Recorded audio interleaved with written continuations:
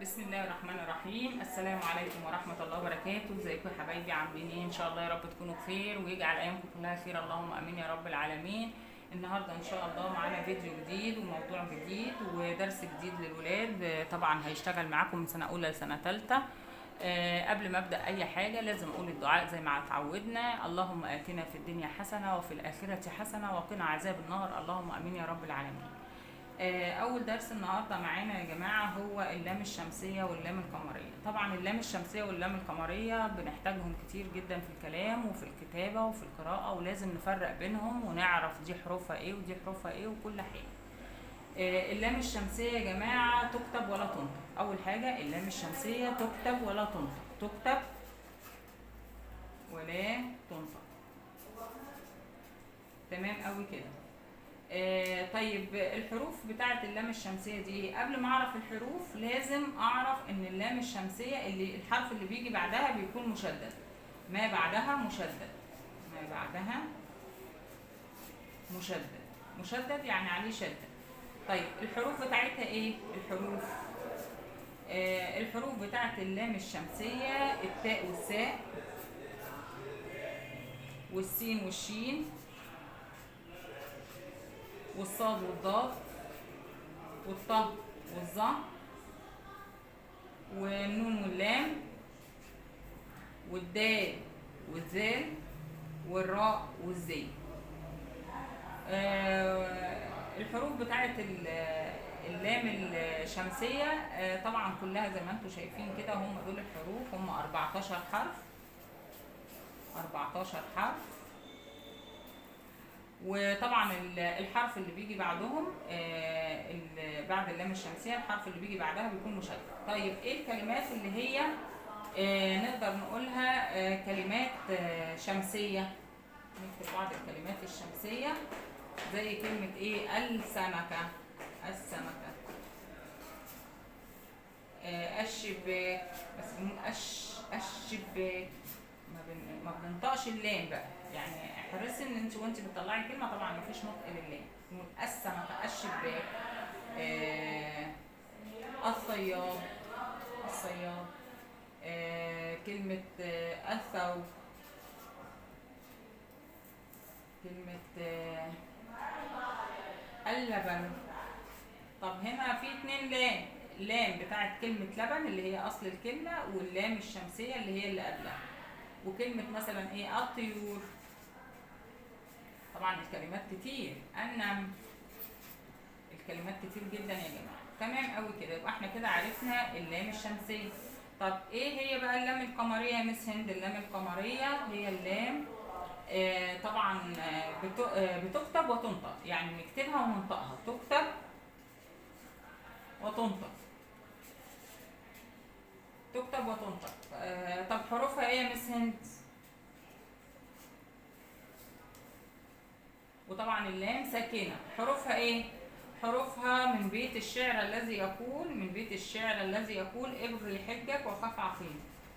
ابغي حجك وخف عقيم، يعني اتمنى الحج بتاعك وخاف من بعد الحج ان انت تحافظ على الحجه بتاعتك. طبعا بيت الشعر ده كله حروفه قمريه: ابغي حجك وخف عقيم. طيب عايزين بقى ايه؟ نشوف كلمات على احنا عرفنا الحروف اللي هي الالف والباء والجيم والياء والحاء والجيم والكاف والواو والخاء والفاء والعين والقاف والياء والميم والهاء. طيب عايزين كلمات يا مس هند فيها لام قمريه، زي كلمه المعلم، وكلمه القلم، وكلمة الولد، وكلمة الخوف والجوال، الكتاب. أمثلة كتير جدا طبعا. وكلمة اليمن، اليمن، وكلمة الهرة. وطبعا الألف بقى بيبقى الألف اللي هو حرف الألف بيجي زي كلمة الأولاد، بيجي على شكل بقى لام ألف. الأولاد، الأطفال مثلا. الألف أهو يا جماعة جاي بعد اللام على طول، فاداني لام ألف. يبقى احنا كده عرفنا اللام الشمسيه واللام القمريه، وعرفنا ان اللام اهم حاجه اللام الشمسيه تكتب ولا تنطق، واللام القمريه تكتب وتنطق، والحروف بتاعت دي موجوده اهي وعرفناها، والحروف بتاعت دي موجوده اهي. وعرفنا ان الحرف اللي بيجي بعد اللام الشمسيه بيكون مشدد، الحرف اللي بيجي بعد اللام الشمسيه بيكون مشدد. والحمد لله كده بتهيألي وضحت لكم كل حاجه عن اللام الشمسيه واللام القمريه.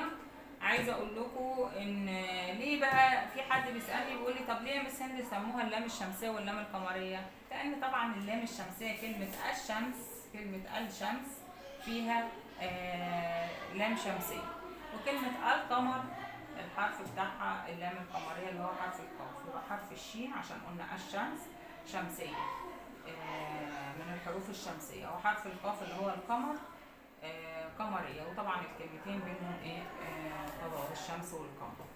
يا رب كده اكون وصلت لكم الفيديو كويس ونال رضاكم كده، ويكون الشرح وافي بالنسبه لكم وقدرتوا تستفادوا من الفيديو بتاعنا.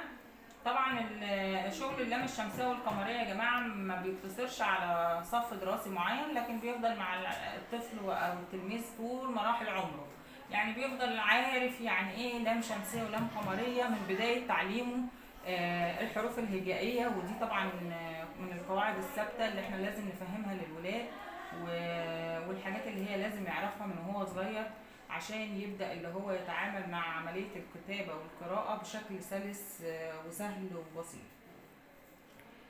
عايزه منكم بقى لايكات كتير، كومنتات كتير، واللي ما اشتركش في القناه يشترك، وعايزه منكم كمان تكتبوا لي بقى الكومنتات والتعليقات، وشوفوا انتوا عايزين نشرح درس ايه او ماده ايه، الحاجات كل حاجه انتوا عايزين تقولوها اكتبوها لي في التعليقات، وانا ما بسيبش ولا تعليق والله لما برد عليه، وبشوف الناس طلباتها ايه، وطبعا بوفق لهم الحاجه اللي هم عايزينها، واقدر ان انا اجيبها لهم بصوره سهله وبسيطه لغايه عندهم في البيت. يا جماعه مش عشان في ظروف معينه في البلد يبقى عيالنا مش هتتعلم، لا لازم تتعلم، ولازم نتعب معاهم، ولازم نوصل لهم المعلومه لغايه عندهم باسهل وابسط طريقه واسرع طريقه، لان الطفل ملهوش ذنب في الظروف اللي احنا فيها، هو محتاج علم يتغذى بيه ويغذي عقله، لان طبعا مش هنسيبهم كده، لان احنا ولادنا غاليين علينا، ولازم نعلمهم في البيت، ولازم نوصل بيهم لاعلى درجات، وربنا يرضى عننا ويرضينا اللهم امين يا رب العالمين. وشوفوا طلباتكم ايه اكتبوا لي، وانا ان شاء الله اي درس انتوا تحبوا، عربي رياضه انجليزي، الحمد لله عندي كادر كبير ومجموعه كبيره في المدرسه بسم الله ما شاء الله، بيحبوا ان هم يتعبوا لوجه الله، وبيحبوا ينزلوا شغل يعني، فدي حاجه بتبقى بالنسبه لنا ما هياش يعني مش هنقدر عليها، لا هنقدر ان شاء الله، وهنوصل لكم كل المعلومات وكل الحاجات اللي انتوا عايزينها عن طريق البيت. هنتعب معاكم عادي جدا، لان ده شغلنا، واحنا كده كده قاعدين، يعني انا قاعده دلوقتي الفيديو ما خدش ربع ساعه، لكن هنفيد بيه حد، ويا رب كده يكون ربنا يرزقنا كده بصالح الاعمال جميعا يا رب، ووفقنا لما فيه رضاه كده، ويكرمنا اللهم امين يا رب العالمين. انا بكلمكم والله وانا قاعده يا جماعه في المدرسه، مش قاعده في البيت، يعني انا بكلمكم وانا قاعده في المدرسه، قلت يعني اغتنم الوقت ان هو ايه انزل حاجه للولاد تستفاد منها وتفيدها كقاعده يعني ان شاء الله، ويا رب كده الفيديو يكون بسيط وخفيف، واسال الله لي ولكم العقل الراجح والنية السليمة والقلب الطيب والخير، الله يرضى عنا ويرضيكم اللهم امين يا رب العالمين، والسلام عليكم ورحمة الله وبركاته. السلام عليكم.